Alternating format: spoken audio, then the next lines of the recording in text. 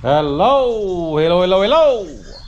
Magandang araw at magandang buhay at panibagong vlog na naman si Bonsai Stanglong po. So, samahan nyo ako. Iriripat natin itong small bonsai. Okay? Dito natin ilalagay. Yan. Diyan. Then, from dyan, papunta dito. At the same time, kung mapapansin nyo, yung kanyang puno ay madumi. Okay? Ito yung time para i-brush natin. Okay? Para malinisan. Okay? So, bago natin tanggalin dito, bago natin ilipat, i-brush muna natin ng may sabon. Yan.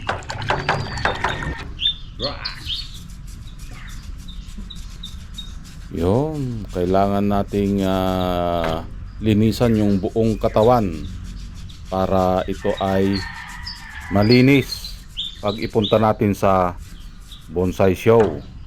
So isa yan sa tinitignan din ng mga purado, yung kung paano natin inalagaan yung isang bonsai. Yan, kuskus lang, kuskus dito hanggang sa malinisan lahat. So ito yung nakakaboring din dahil kailangan mong i-brush lahat yung mga sanga. Kailangan mawala yung libag. Kaya magmahal kayo na magbubonsai. Agoy, agoy, agoy, agoy. Bonsai nga, mahalagaan. How much for? Ikaw pa kaya? So, isprayan natin ng tubig. Okay, para tanggal talaga yung kanyang libag. Yun, at luminis na yung sanga at puno ng ating halamang bonsai. After nating malinisan, i-uproot naman natin. Okay? Sigurado ito root bounded na dahil sumasama na yung medium doon sa parting baba. Kailangan nating putulin yung ugat at yung pagkakatali dito sa ating halaman. So bawat bonsai na itinatanim sa paso, kung napansin nyo yung aking pagbuhat ay fix. Yan yung sinasabi kong panali para hindi mapunta sa iba. Agoy, agoy, agoy, agoy. Itali mo. Para hindi mapunta sa iba. Shout out sa mga nagtali dyan. So kailangan nating i-fix yung ating bonsai. Okay, lalagyan lang natin ng medium sa ilalim para may makainan ulit yung ating ililipat na halaman. I-flat lang natin or pantayin yung buhangin. At ito na, i-uproot natin ito para mabawasan natin yung kanyang ugat. So ang ititira lang natin dito na ugat ay 70%. Okay? Yung 30% tatanggalin natin. So nakita nyo naman yung ugat, halos wala nang nakakainan. Puro ugat na lang yung nandun sa loob. So meaning root bounded na. So magtatanggal tayo dito ng mga ugat. Shout out nga pala sa mga nag-aalaga ng maugat. Agoy, agoy, agoy, agoy. Nag-aalaga ng maugat. Yan o, yung ating bonsai sobrang dami ng ugat. So kailangan nating tanggalin.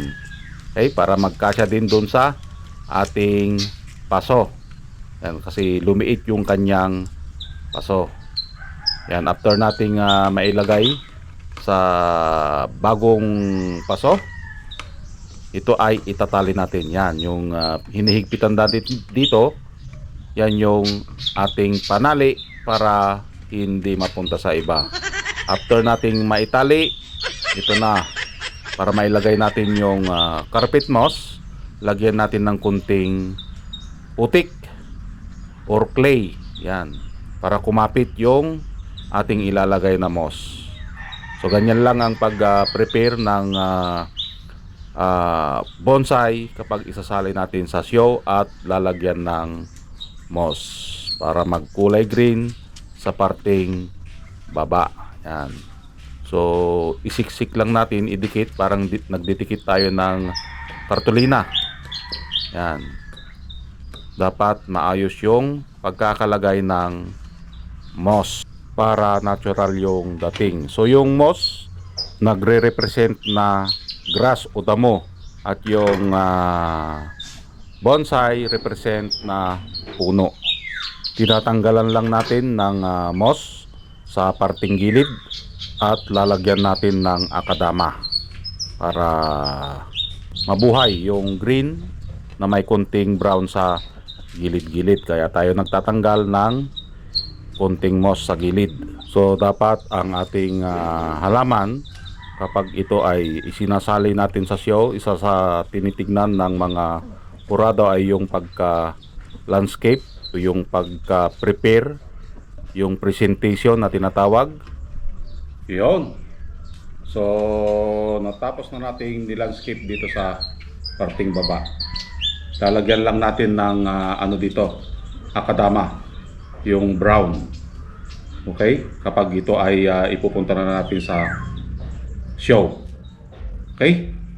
So ilalagay natin sa bonsai stand para makita nyo yung kanyang itsura.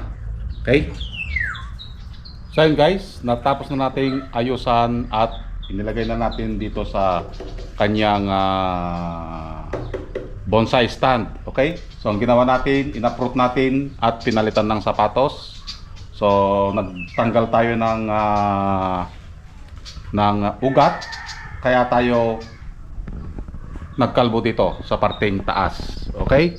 So kapag ginalaw mo dito sa parting baba, dapat galawin mo din dito sa parting taas para pagputol ng ugat wala siyang papakainin. Okay? So ito na yung kanyang itsura. Yan. Yan yung nilagay natin na moss. So itong bakante na ito, lalagyan natin ng akadama, yung kulay brown. Tsaka na lang natin ipakita kapag lagyan, kapag ito ay ipupunta na natin sa show. Okay? So pumugi na yung ating isasali na isa. So mayroon pang isa doon, yung santan. Isusunod natin yon na aayusan or i-landscape. Okay? Yan. So antayin natin ito na magkadahon para mabuhay dito sa parting taas. Okay? So maraming salamat at nasamahan nyo na naman si Bonsai Tanglong po. Hanggang sa muli. Bye bye.